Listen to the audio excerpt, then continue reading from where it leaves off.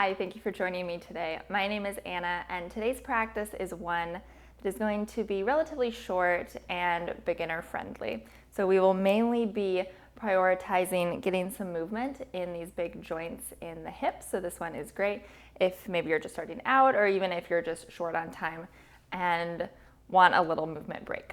So I am using 2 blocks and a blanket. If you have those props, please go ahead and grab them, but if not, it's not going to be a problem. So let's go ahead and start off on our backs with your feet firmly planted on the floor. And just take a moment to lightly draw your chin down and feel the back of your neck lengthening. It's kind of you're stretching the back of the neck, making it a little bit longer there as you feel the chin slightly draw down. And then feel the shoulder blades on your back resting on the floor, right and left. And feel the shoulders drop down. And just start to notice your breath. You can imagine it filling up the basket of the ribs like a balloon on the inhale. And then exhale, just slowly starting to deflate that balloon. So breathing in and out through your nose.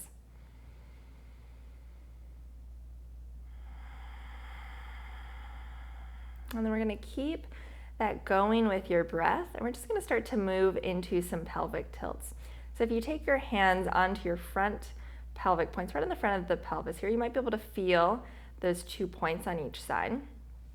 We're going to start by almost taking those points, almost like you could imagine they were handles, pulling them up so you start to scoop your tailbone under and feel your lower back come into the floor.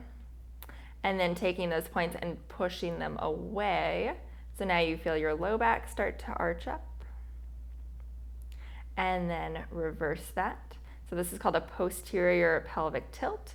When those handles of the pelvic points come up, the tailbone scoops down, the lower back pushes into the floor. And then those pelvic points move away, the lower back starts to arch. This is called an anterior pelvic tilt. So let's just do a couple more of those.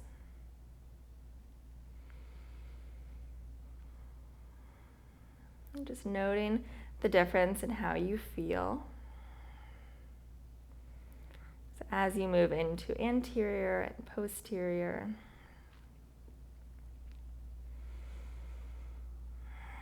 And then we're going to hold more of that posterior tilt. So the tailbone is starting to scoop down.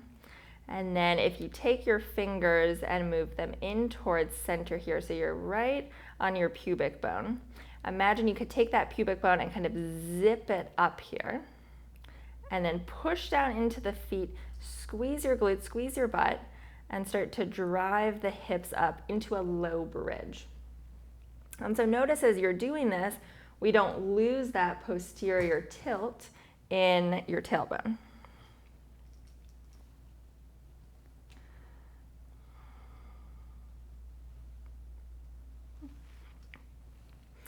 And then take your hands onto those front pelvic points. You're going to apply a light resistance downward and then resist up with these big muscles of the glutes. And you can do little pulses there, driving up, softening down, driving up. If you feel anything in your knees, you can just walk your feet away a little bit.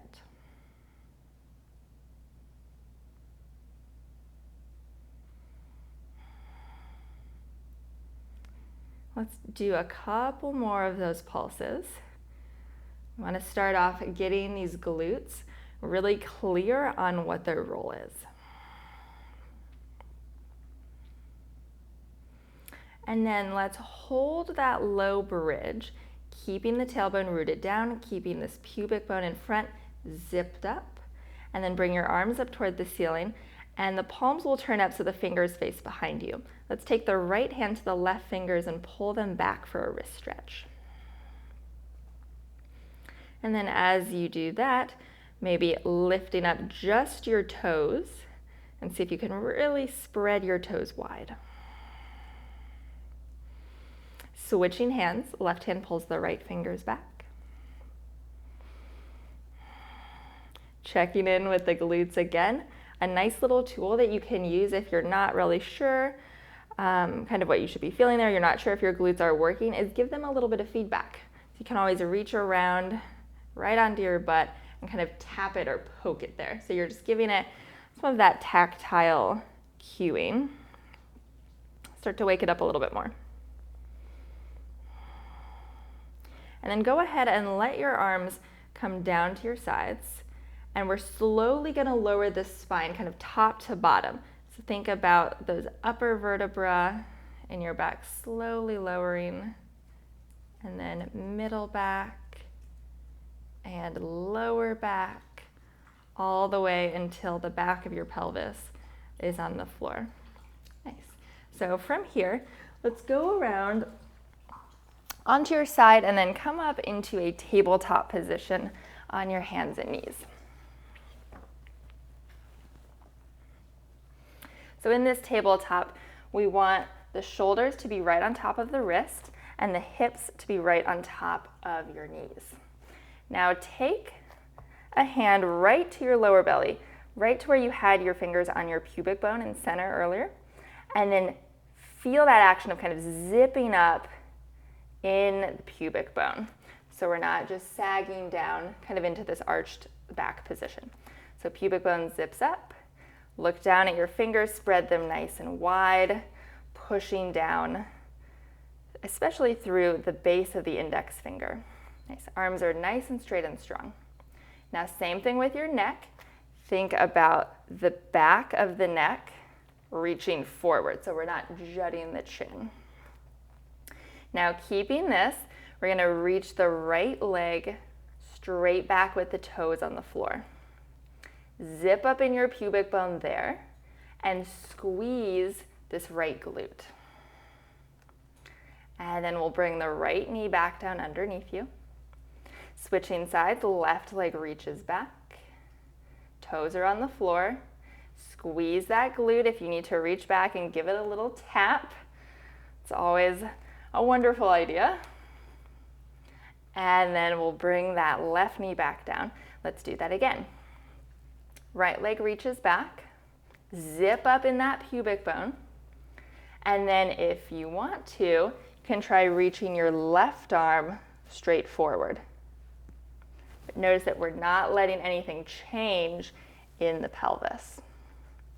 And then let's bring the left hand and the right knee back down. Last time, left leg will reach back, zip up in the pubic bone, squeeze the glute. Maybe the right arm reaches forward. They're just options. You can always just stick with reaching the leg back. Wonderful. And then we'll bring the right hand down and the left knee down. So from here, let's tuck the toes under. We're going to sit back kind of into a high child's pose. So start to send your hips back a bit. And then you can reach the fingertips forward and let your head relax a bit. So we're staying a little bit more active in this child's pose. So the hips are going back, the belly's lifting up. And take a couple nice deep breaths right into the back and the sides of your rib cage. Just in and out through your nose.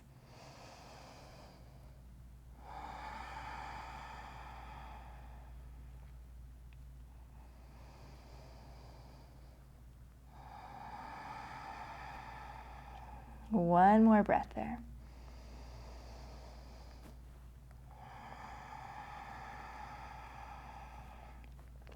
And then let's start to walk the hands back so they're right underneath the shoulders. Fingers are spread nice and wide.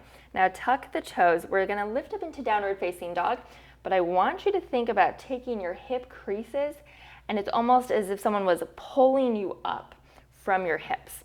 So toes are tucked. Now lift the hips up, keeping the spine as long as you can.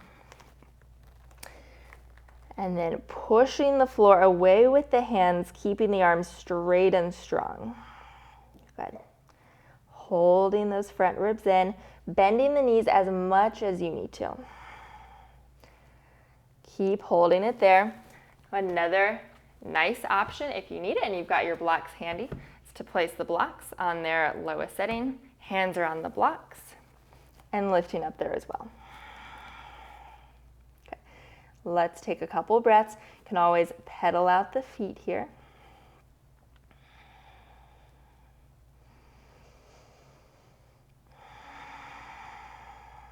Nice. And then from there, I'm going to push into the hands, whatever surface you've got them on, and just start to walk the feet forward. Doesn't matter how far you get, just going as far as you can, thinking about pulling that thigh up as you step forward. And then once you're here, let's grab a hold of your blocks if you've got them and you weren't using them yet. So hands will be on the blocks. I'm going to take my blocks a little bit higher. And we're going to take your fingers into your hip creases here for a moment and send them back. Nice. So holding these front ribs in, so we're not arching in the back there. We're holding the ribs in, we're sending the hips back, and the spine is reaching nice and long in front of you. Now take a moment, hold it there. We're going to try and maintain this position in the spine as you bring your hands onto your legs and slowly slide up. So we're going to do that a couple more times, but this time going back down. So fingers come into the hip creases. We send the hips back, hips back, hips back, hips back. And then you can plant the hands on your blocks. And then we're going to reverse that. Hands can come onto the legs and we slowly slide up. At the top, you take your glutes and you drive them forward, feeling that squeeze there. Let's do a couple more times. So fingers into the hips, sit back, sit back, sit back. Watch that the knees are just reflecting what the hips are doing, right? So we don't want them to just come all the way forward. We want to initiate the hips back. Let's do one more. Hands come to the legs, slide up, drive the glutes forward at the top. You can even have the hands on the pelvic points as a little resistance. And then push the hips back. Knees reflect that. Hands come down. So from here, let's go ahead, come down to a seat. And just go ahead and find any comfortable seat that works for you. So you could sit on a block, you could sit on a blanket, you can cross your legs, you can have your legs straight, but just take a moment, kind of arrange yourself, any configuration that feels comfortable.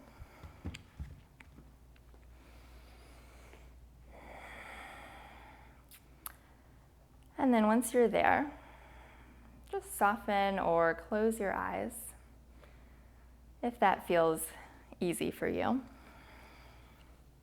Let your shoulders relax.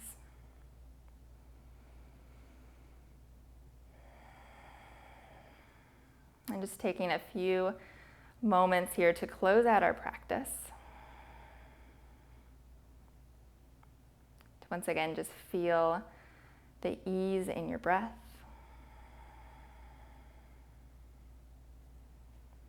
It's the gentle inhale and gentle exhale.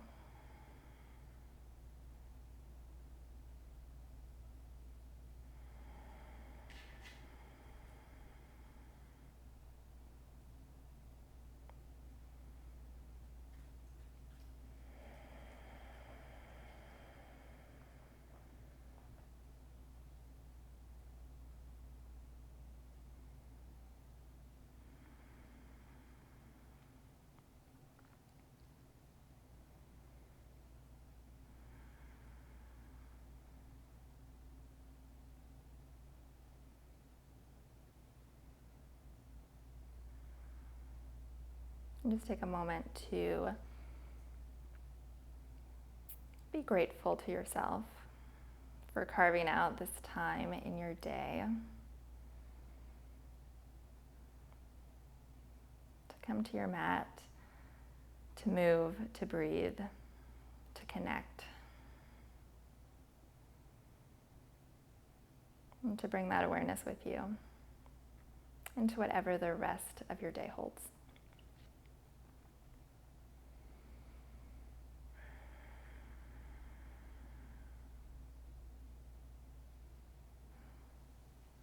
Thank you so much for being here with me today and sharing your practice. I look forward to seeing you next time. Enjoy.